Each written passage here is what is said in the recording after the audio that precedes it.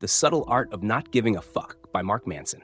A couple of weeks ago, I was lying in bed, eyes glued to my phone, 73 reels deep into other people's highlight reels. Another engagement, a promotion, someone bought a house at 26, and I just lay there thinking, why do I care so much? It wasn't jealousy, it was exhaustion. Exhaustion from constantly caring about success, likes, opinions, goals that weren't even mine. I felt stretched so thin, I couldn't even remember what actually mattered. So that night, out of pure frustration, I Googled something strange, how to stop caring about everything. And that's when I found it, The Subtle Art of Not Giving a Fuck by Mark Manson. This isn't your typical manifest your dreams kind of book. It's raw, blunt, even uncomfortable. But it's real. Manson's core message? You've only got a limited number of fucks to give in your lifetime. So stop wasting them on things that don't matter. That hit me hard. Maybe the problem isn't that we care too little. Maybe it's that we care too much about the wrong things. So in this episode, I'm going to walk you through the biggest ideas that help me stop chasing fake positivity and start choosing values that actually matter. You'll learn, pain isn't the enemy, it's the way forward.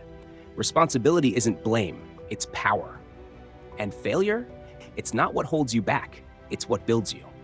If you've ever felt overwhelmed, stuck in comparison, or quietly wondering, what the hell am I even doing with my life? This book might just be the reset you need. Let's dive into the subtle art of not giving a fuck and figure out how to give fewer fucks but better ones. Lesson 1. Don't try. Most self-help books begin with a success story, someone who beat the odds, made millions, and now wants to teach you how. This one doesn't. It begins with a mess of a man, Charles Bukowski, an alcoholic, gambler, and serial failure who spent decades drunk, broke, and writing filthy poetry while working a dead-end job. For 30 years, nobody cared. Then at age 50, a publisher finally gave him a shot.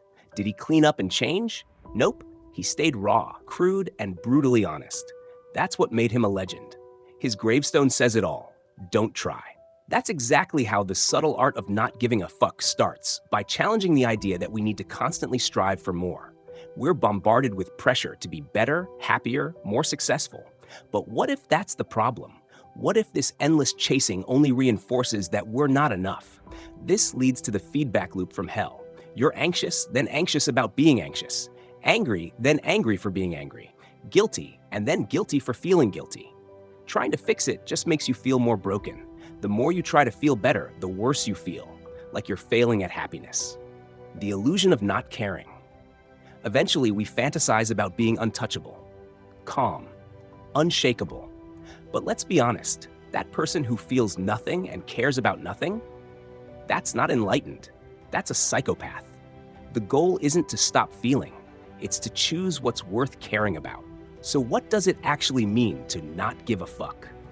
Not giving a fuck doesn't mean being indifferent. It means caring selectively, choosing what truly matters and letting go of the rest. Subtlety number 1, be comfortable being different. You will face judgment, failure, embarrassment. But if you care about something meaningful, your values, your purpose, the rest fades. Subtlety number 2, adversity only loses power when you care about something bigger. Without purpose, you'll waste energy on drama. Find what's worth your fucks. Subtlety number 3, you're always choosing what to care about. As you grow, you stop sweating the small stuff and focus on what really matters, and that brings peace. Bottom line, life sucks sometimes. That's normal. The goal isn't to avoid pain, it's to embrace it, grow from it, and stop obsessing over everything. This book isn't about doing more. It's about caring less about the noise and more about what truly counts. Lesson 2. We live in a world obsessed with happiness. Every scroll through social media shows picture-perfect lives, smiles, success, and sunsets. But beneath the filters lies a reality we often ignore. Here's the hard truth. What pain do you want in your life? What are you willing to struggle for? That's the real question. Because this lesson isn't about chasing feel-good vibes, it's about facing 2 powerful truths. 1, emotions aren't always reliable. 2, true happiness doesn't come from what you enjoy. It comes from what you're willing to endure. Emotions are feedback, not facts. Imagine a superhero, but not the kind who saves cities or flies through the sky. This one wears a panda suit, and instead of fighting crime, he shows up at your door just to ruin your day. His name? Disappointment Panda. He would show up, knock on your door, and say things like, "Sure, making a lot of money makes you feel good, but it won't make your kids love you." Brutal, right? But also necessary. Disappointment. Panda doesn't sugarcoat reality. He tells you the hard truths that hurt now, but help later. Because growth begins when delusion ends. Pain is powerful. Stub your toe? It hurts like hell. But that pain teaches you not to slam into the coffee table again. Get your heart broken? That emotional ache is your mind's way of saying, something is out of balance. Pay attention. Pain, whether physical or emotional, is feedback, not failure. It's the body and mind's way of saying, wake up, something needs to change. The danger of comfort. We live in a comfort-obsessed world, constantly chasing pleasure, always avoiding discomfort. But that kind of life weakens us. Emotional pain is like physical pain. It shows you your limits and pushes you to grow. Without struggle, you don't evolve. Without failure, you don't learn. The real game. Upgrading problems. Fix your health? Now you've got early workouts, sore muscles, and smelly gym clothes. Fix your relationship? Now it's awkward date nights, money talks, and bathtubs that are way too small. Problems don't disappear, they upgrade. Don't hope for a life without problems. Hope for a life full of better problems. Because problems never go away, they just improve in quality. Even billionaires have issues, they just have better ones than most. Happiness comes from solving problems. Happiness is an action. It's something you do, not something you find on a tropical beach or in a viral listicle. When you're solving something you care about, big or small, that's where fulfillment comes from. Want to feel alive? Find a problem you actually enjoy dealing with. Whether it's cooking, coding, building a career, or fixing a friendship, that's the real game. The two traps that steal happiness. Most people mess this up. 1. Denial.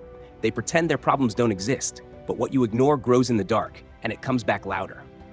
2. Victim mentality. They believe they can't solve their problems, so they blame others, or life, or fate, and stay stuck. Both approaches feel good short-term, but long-term, they lead to anxiety, bitterness, and emotional burnout. The problem with highs. To escape real problems, people chase highs. Alcohol, shopping, doom scrolling, blaming others, even self-help that pumps you up but fixes nothing. Nobody who is truly happy needs to stand in front of a mirror and say it out loud. The real win. In a nutshell, don't aim for a perfect life. Aim for problems worth solving. Emotions are overrated. Emotions aren't truth, they're feedback. They evolved to help us survive and reproduce, not to guide us to eternal wisdom. Like pain teaches you to avoid fire, sadness teaches you to avoid isolation. Feeling bad? That's your brain nudging. Hey, something's off, fix it. Feeling good? That's your reward for taking useful action. Enjoy it until the next problem shows up. Just because something feels good doesn't mean it is good. Just because something feels bad doesn't mean it's wrong. Emotions are suggestions, not commands. And no, you don't have to obey every single one. The 2 emotional traps. 1. Repressing emotions. If you can't feel pain, you can't fix what's broken. 2.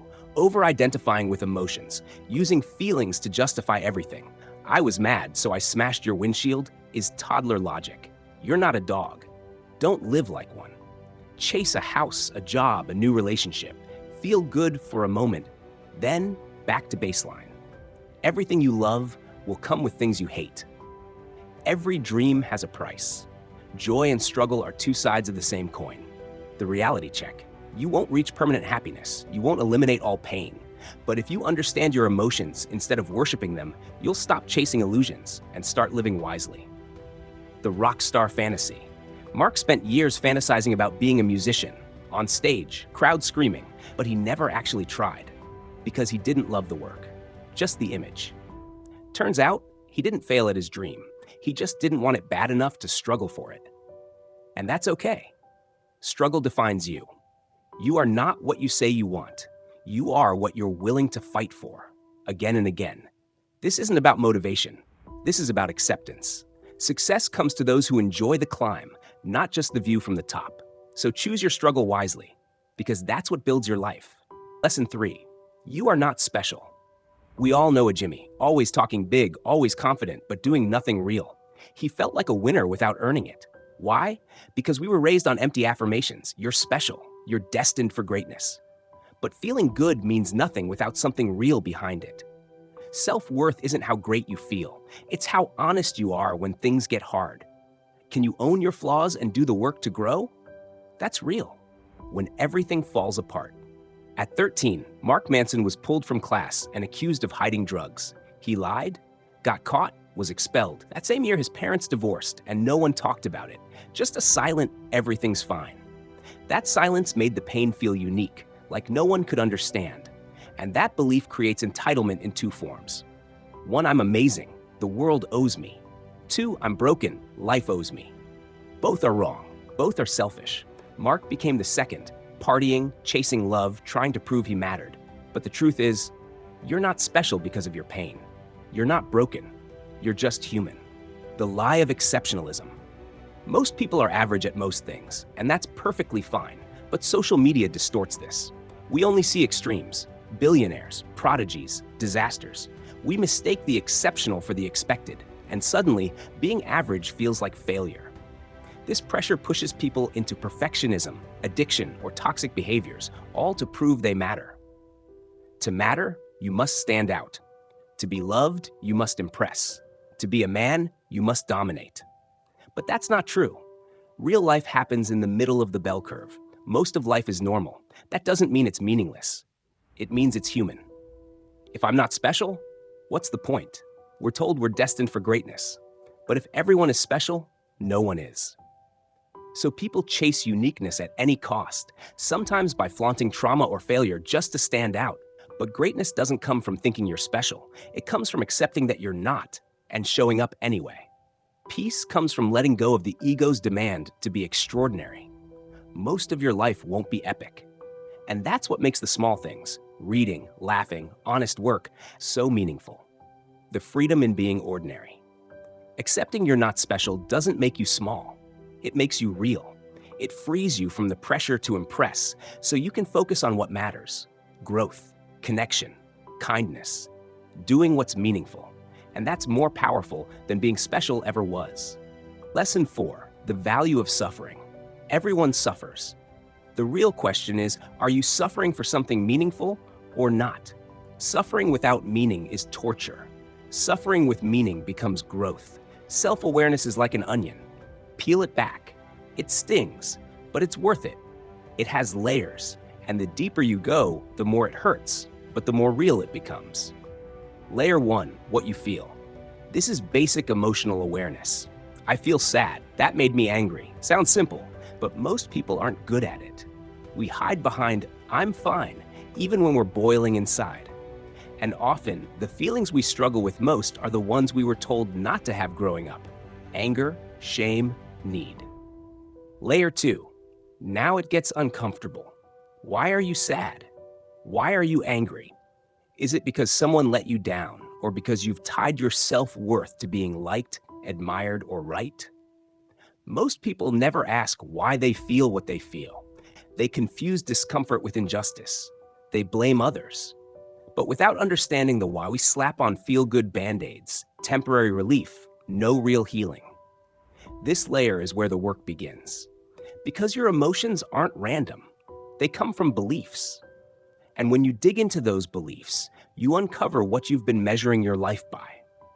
Is your anxiety about failure or about not being enough? Is your anger about being hurt or feeling invisible? Once you see the why, you can finally do something about it. Layer 3, what you value. This is the core, and it's the hardest to face. It's not just what you feel or why, it's how you measure your life. What standards are you using to judge yourself? If your value system sucks, if you define success by money, beauty, fame, or constant validation, you'll always be unhappy because you've already chosen the wrong game. Example, I'm hurt my brother doesn't text me. Why? Because it feels like he doesn't care. But how am I measuring care? Through texts? Maybe a better metric is respect or trust. The situation didn't change, but the meaning did. That's the power of better values and better metrics. Real change starts when you question what you believe, how you define success, and what you're really chasing. In 1983, guitarist Dave Mustaine was kicked out of his band just before they recorded their first album. Humiliated, he vowed revenge. He'd form a better band, get more famous, and make them regret it. That band became Megadeth, selling over 25 million albums. But the band that fired him? Metallica, with over 180 million albums sold. Despite his success, Mustaine still felt like a failure. Why? Because his metric was, be bigger than Metallica. And by that standard, he lost. Your values define your metrics, and your metrics shape your happiness. Now compare that to Pete Best, fired from the Beatles right before they became legends. He struggled at first, but later said, I'm happier than I would have been with the Beatles. Pete changed his values, from fame to family, from image to fulfillment. Same setback, different values, different outcome. Shitty values. Some values create problems that can't be solved. 1. Pleasure. It feels good, but it's fleeting. Addicts chase highs and lose everything. Use pleasure as dessert, not the main course. 2. Material success. Money helps when you're poor. But after that, more stuff doesn't mean more happiness. If your self-worth depends on your income or car, you'll trade meaningful things like honesty or compassion and still feel empty. Always being right. We're wrong a lot. If your worth depends on always being right, you'll avoid growth and reject learning. A better mindset? Assume you're wrong and stay curious. 4. Constant positivity. Trying to be happy all the time is denial. Life hurts. Negative emotions are normal. They're feedback, not flaws. What matters is how you handle them. Denying pain just makes it last longer. So don't chase comfort, validation, or status. Focus on good values like honesty, responsibility, growth, and the rest will follow. Defining good and bad values. Good values are real, helpful, and within your control, like honesty, curiosity, and self-respect. Bad values are unrealistic, harmful, or depend on others, like chasing popularity, constant positivity, or always needing to be right. The values you choose shape the life you live. Examples of bad values. Popularity, being rich for its own sake, feeling good all the time. Always being right, being liked by everyone. In short, poor values, giving fucks about things that don't matter, creating unnecessary misery. Better values, better priorities, better problems, better life. Lesson 5. You are always choosing. You can't control everything, but you always control your response. 2 people can run the same 26.2 miles. One by choice, the other at gunpoint. Same pain, different meaning. Why? One chose it, the other didn't. Life works the same way. When we choose our problems, we feel empowered. When they're forced on us, we suffer. Even doing nothing, even refusing to care, is still a choice. You're always choosing. Always. The only difference between a problem being painful or powerful is a sense that we chose it. Responsibility, fault. You may not be at fault for what happened, but you are always responsible for how you deal with it. You didn't ask for heartbreak, or for that friend to betray you, or for life to hit you out of nowhere. But what you do after, that's on you. Always. When you hold someone else responsible for your emotions, you hand them control over your happiness. And that keeps you stuck. Taking ownership doesn't mean taking blame. It means reclaiming power. Growth starts when you stop pointing fingers and start asking, what now? Sometimes life deals out pain so deep, it feels untouchable by logic or choice. But even in tragedy, responsibility still finds us. You didn't ask for heartbreak, betrayal, or unbearable loss. But what you do after, that's on you. You're not at fault for being robbed, losing someone you love, or getting hurt. But you're responsible for how you carry that pain, what you do with it, and how you let it shape you. Take Malala, shot in the face at 14 just for going to school. She chose courage over silence and turned tragedy into a global movement. Responsibility doesn't erase pain. It gives it direction. Because even in the darkest moments, refusing to choose is still a choice. And what we choose determines what we become. I know, life isn't always fair. Some start with more pain, fewer resources, harder paths. We don't choose our genetics or struggles, but we choose how we respond. Many rise from rock bottom not because life got easier, but because they owned their choices. It's not about denying pain, it's about refusing to be defined by it. You're not at fault for your scars, but you are responsible for what you do with them. It's like poker. Some get better cards. But long-term winners aren't the luckiest. They're the ones who play their hand with courage, clarity, and better choices. Choosing how to live, even when life doesn't play fair. Victimhood chick blame feels good. That's why outrage spreads so fast online. Victimhood gets likes, sympathy, and attention. But constant offense over small things drowns out real issues. Everyone claims oppression. Real victims get overlooked. The media fuels this. Outrage is profitable, so it's amplified. But moral high ground isn't growth, it's a distraction. Democracy means hearing views we dislike. Discomfort isn't injustice, it's freedom. Choose better values. Truth over outrage. Honesty over blame. Growth over feeling right. Okay, we get it. We need to choose better. Take responsibility. But how? There is no how. You don't need someone to tell you how to live a better life. You already know what matters. You're just afraid to choose it. There's no perfect plan, no secret formula. You're already choosing, every day, what to care about, what to prioritize. Change is just choosing something better. It'll feel uncomfortable. You'll question yourself. You might lose friends, face doubt, feel lost. That's not failure, it's growth. Old values break before new ones take root. There is no how. There's only choosing, and choosing again. Lesson 6. You're wrong about everything, but so am I. Growth isn't about being right, it's about being less wrong over time. We've believed ridiculous things. California was once mapped as an island. People thought dog urine cured aging. Our personal beliefs can be just as flawed, about love, success, or even ourselves. And that's okay. Growth is messy. It's not a leap from wrong to right. It's daily, humble progress. The more you try to be certain about something, the more uncertain and insecure you will feel. We cling to certainty for comfort. It feels safer to believe we're unlovable than risk rejection. But that safety delays change. Certainty is the enemy. Doubt is the path forward. We build our beliefs, then get trapped by them. Humans create meaning, even when it's not real. In one study, people pressed random buttons to earn points, and though results were random, they believed they'd figured it out.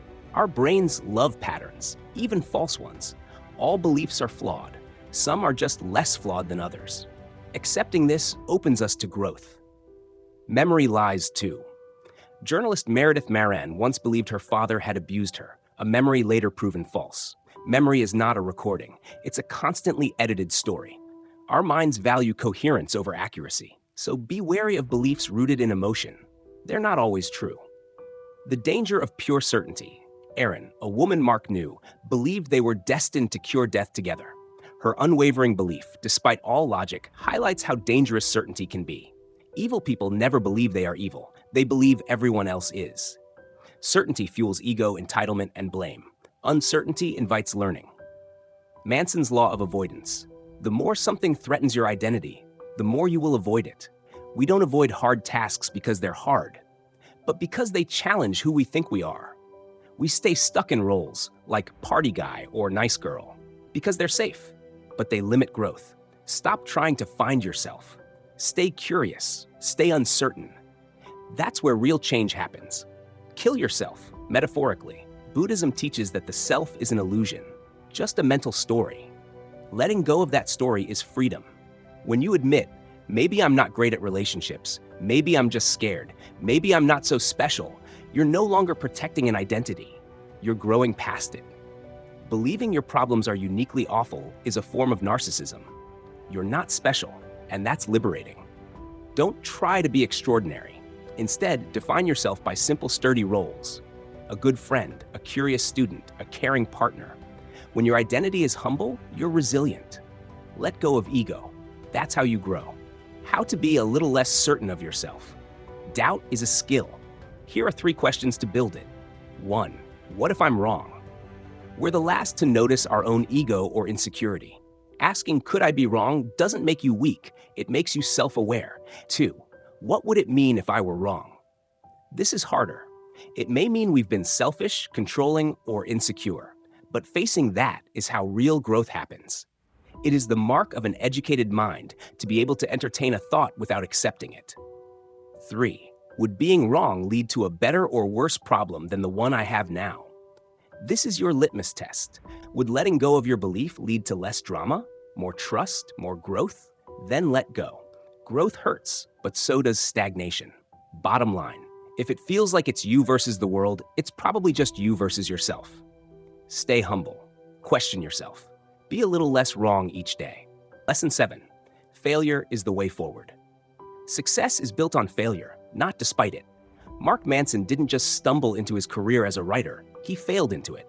After graduating college in 2007, he hit one of the worst job markets in history. His savings disappeared when a roommate skipped rent, leaving him broke and couch surfing. No job, no security, 20 resumes sent out, and no replies. But here's the twist. I say I was fortunate because I entered the adult world already a failure. Most people fear hitting rock bottom. Manson started there, and that gave him freedom. When you've got nothing to lose, starting a blog or internet business doesn't feel so risky. If every project I started failed, I'd only be back exactly where I started. So why not try? Failure, success paradox. Picasso was once sketching on a napkin in a cafe. A woman asked if she could buy it. Sure, he said. $20,000. She was shocked. But it took you 2 minutes. No, Picasso replied. It took me over 60 years. What seems effortless is usually built on decades of falling, learning, and trying again.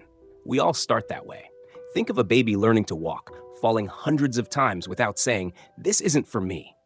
But over time, we learn to fear failure. School punishes mistakes. Parents shield us from risk. The world shows us only polished outcomes, not the messy process. Eventually, we stop trying unless we're sure we'll succeed.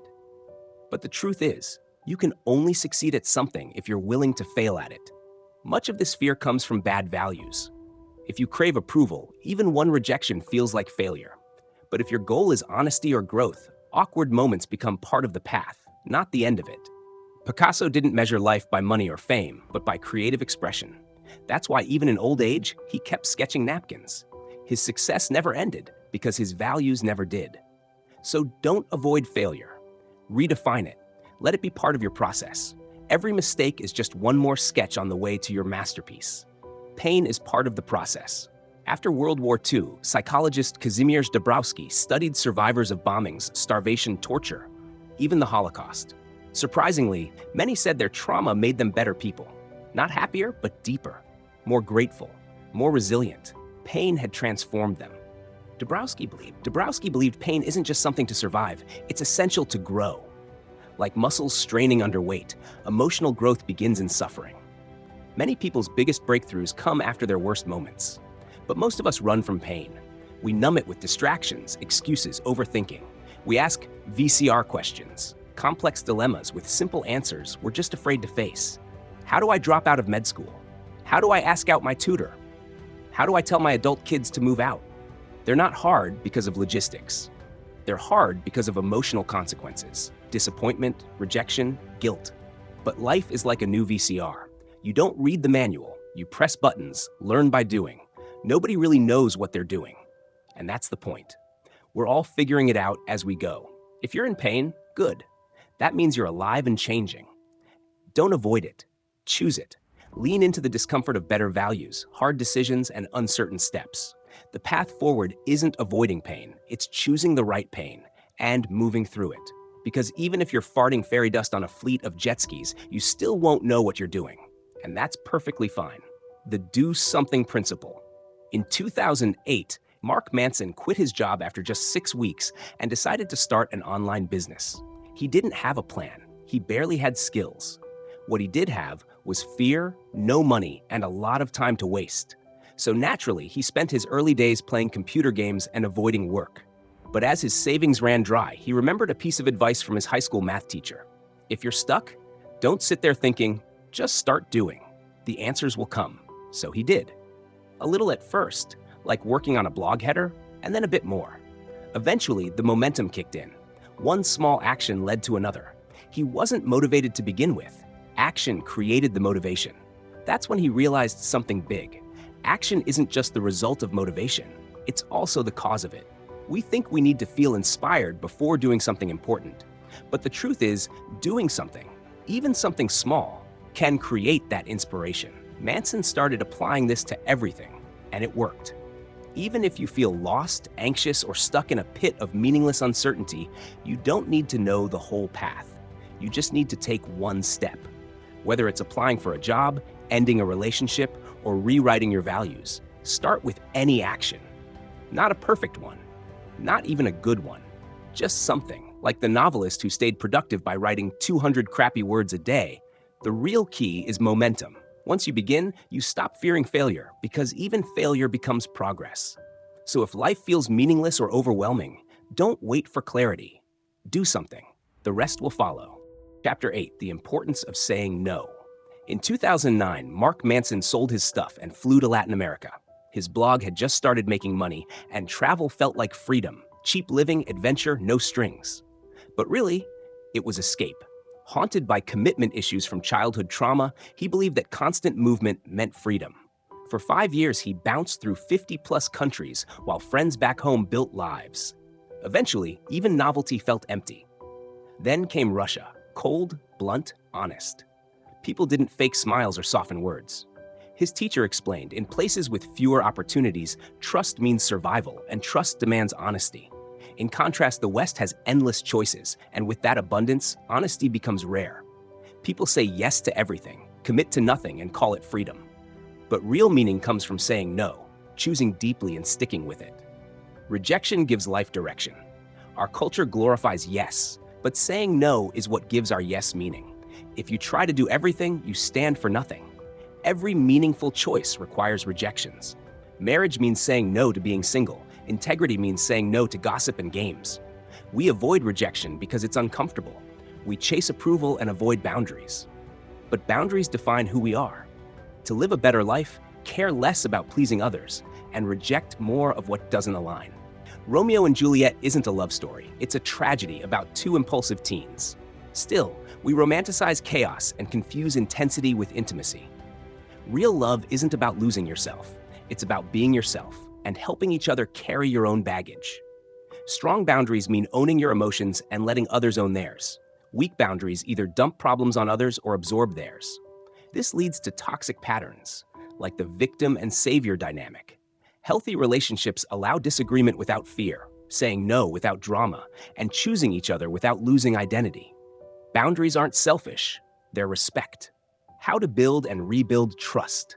Mark's wife sometimes asks how she looks. If something doesn't look great, he tells her, gently but truthfully. That honesty builds trust. Most lie to avoid discomfort, but trust is built through honesty, not by avoiding conflict. If you can't say no or be real with someone, there's no trust, just imbalance. That's why cheating wrecks relationships. It breaks trust, not just rules. Rebuilding requires full ownership, no excuses, consistent action that shows better values. Words don't restore trust, only actions do. And if trust is broken enough, there may be nothing left to fix. Freedom through commitment. We're taught that more is better. More experiences, more money, more choices. Mark believed it too, until he realized that more wasn't making him happier. This is the paradox of choice. The more options we have, the harder it becomes to choose, and the less satisfied we feel. We overthink, second guess, and fear missing out. But real meaning doesn't come from variety. It comes from depth.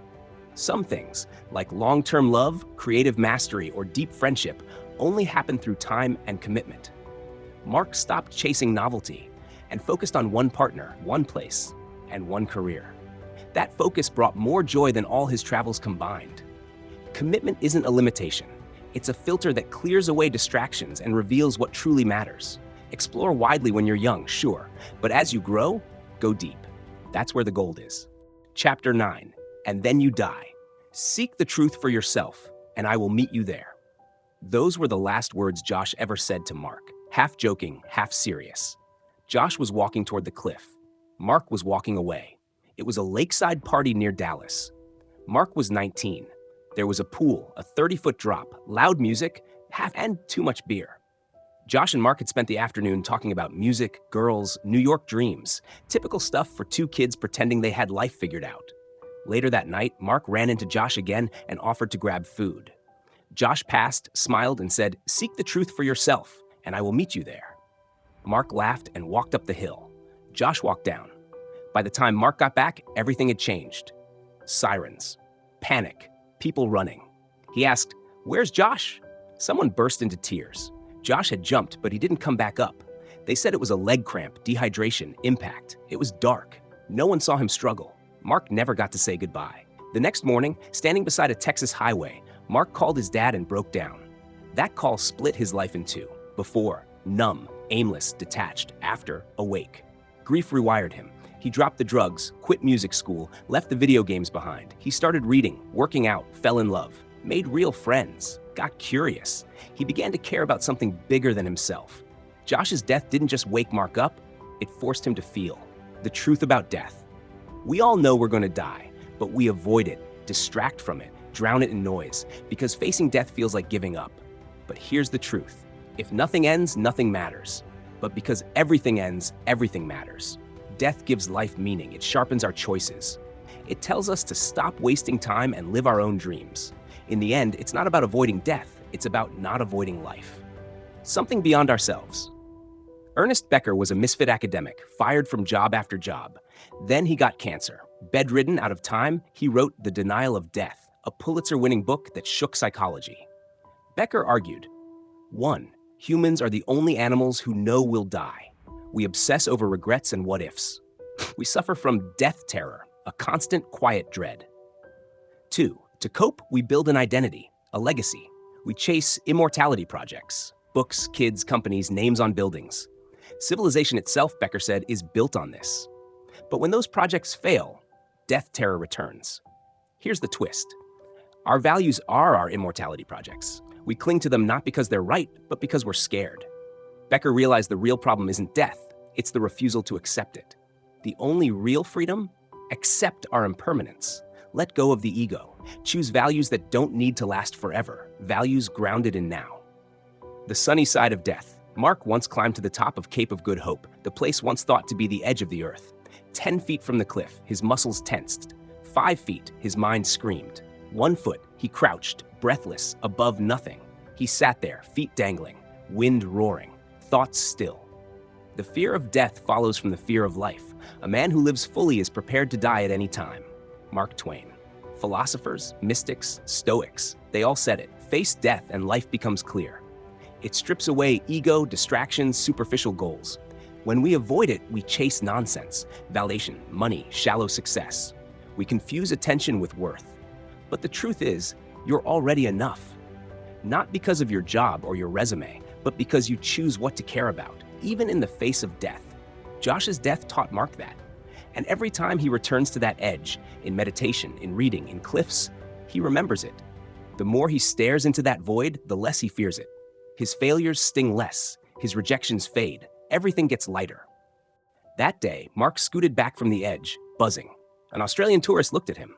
"You okay, mate?" he asked. Mark smiled. "Alive, very alive." The man nodded and walked on. Mark stood there, watching the sky, waiting for his friends. Heartful. As we wrap up, here are the 3 most actionable ideas from the subtle art of not giving a fuck to transform your future. 1. Choose one value worth suffering for. The quality of your life depends on the quality of your values.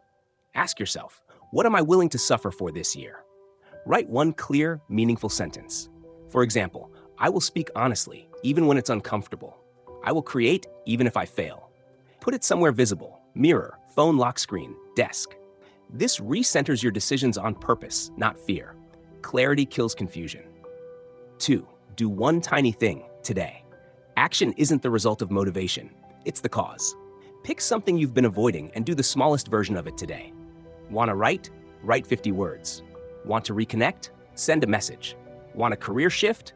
Update one resume line. You don't need a perfect plan, just momentum. One step beats 0 every time. 3. Say no to one thing that doesn't matter. You become known for what you reject. Say no today to something draining, distracting, or meaningless. An empty task, a toxic invite, a mindless scroll. No guilt, no drama. Just no, thank you. Saying no protects your time, energy, and identity. That's real self-respect. Which idea resonated most with you? Let us know in the comments, and don't forget to like and subscribe. See you in the next video.